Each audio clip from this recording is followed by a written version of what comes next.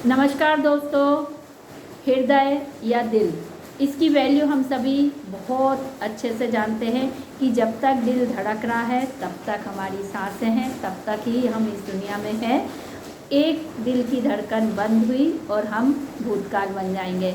तो ऐसे में अपने इस दिल की देखभाल करना हम सबका कर्तव्य बनता है।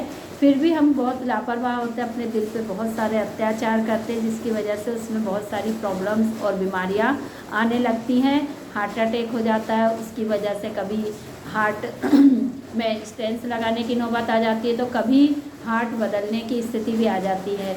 और आज जो हम हृदय प्रत्यारोपण की बात करते हैं, तो ये अचानक से एक दिन में एकदम से नहीं हुआ। इसके पीछे बहुत सारी तैयारियां थी। इवन आपको पता नहीं होगा कि इसे करने के लिए कानून तक बनाया गया था।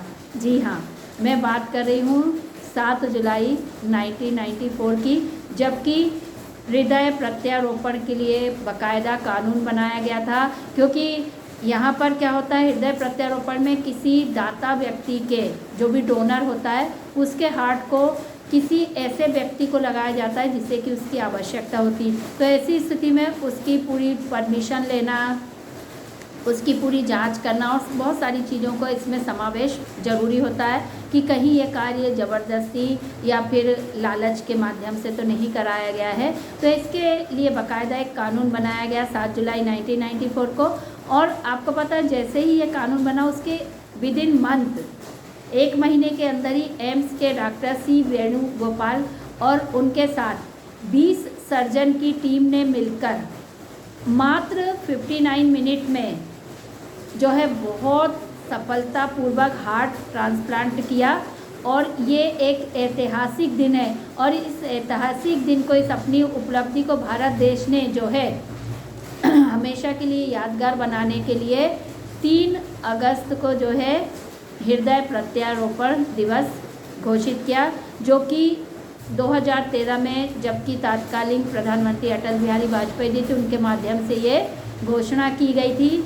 तो हमको भी ये जानना चाहिए कि कोई भी चीज़ एक दिन में नहीं होती, उसके पीछे बहुत सारी मेहनत लगती है, बहुत सारी चीज़ें होती हैं। तो जब हम हृदय प्रत्यारोपण दिवस मना रहे हैं आज 3 अगस्त को, तो हमें ये भी जानना बहुत ज़रूरी है कि इसकी शुरुआत कैसे हुई। हमारे देश में सबसे पहले हृदय प्रत्यारोपण कब किया गया? क्योंकि हृदय प्रत्यारोपण एक शल्य चिकित्सा है जिसमें कि हृदय को बदला जाता है, जो भी बीमार व्यक्ति होता है। और हृदय में ये जो बीमारी आ जाती है, जन्मजात भी कई बार होती है और कई बार होता है धीरे धीरे धूम्रपान का सेवन, शराब का सेवन, गलत जीवन शैली, मोटापा और आनुवंशिकता, किन्हीं अन्य वजहों से जो है हृदय की बीमारी हो जाती है। और ऐसी स्थिति में बचने का एकमात्र तरीका होता है हृदय को बदलना।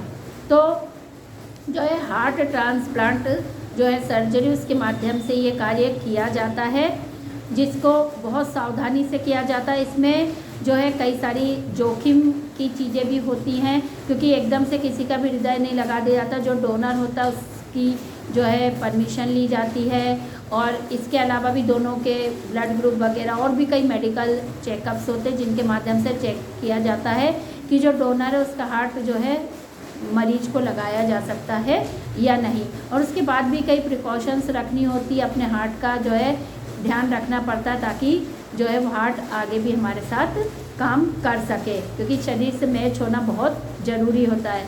तो देखिए कितनी बड़ी उपलब्धि है कि हमारे देश में कभी ये भी स्थिति थी कि सर्जरी या इतनी मेडिकल सुविधाएं नहीं थी, लेकिन हमने धीरे धीरे उसमें जो है सफलता हासिल की।